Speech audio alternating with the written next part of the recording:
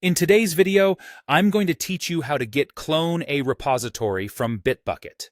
Whether you're just getting started with coding or you're managing your projects on a collaborative platform, cloning a repository is one of the essential skills you need to master.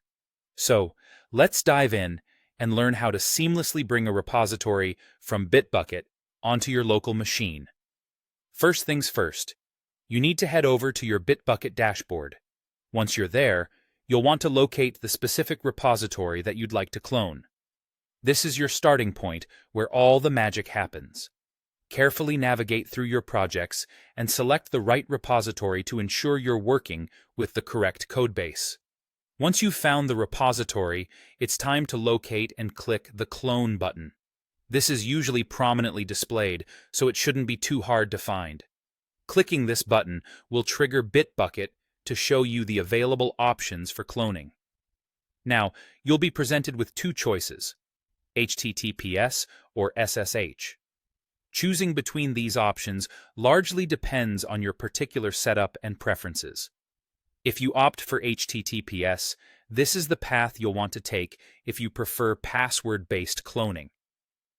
This is also suitable for those using an app password for private repositories. On the other hand, if you've already set up SSH keys on your machine, the SSH option is the way to go. SSH is often recommended for its convenience in not having to repeatedly enter your credentials once set up. Next, you'll want to open your terminal. This is where you'll execute the commands to bring the repository into your local environment. Once the terminal is opened, make sure to navigate to the directory where you want to store the repository files using the cd command. Choosing the right location at the outset can save you from future headaches. With your terminal open and in the correct local directory, it's time to run the clone command. This involves copying the provided command from Bitbucket and pasting it into your terminal. Make sure everything looks right before hitting enter. After this, if you selected the HTTPS method, you'll need to enter your credentials. This might involve typing in your username and password, or if you're dealing with a private repository, an app password instead. If you opted for SSH, you'll bypass this step, which is part of the convenience SSH offers. And that's it.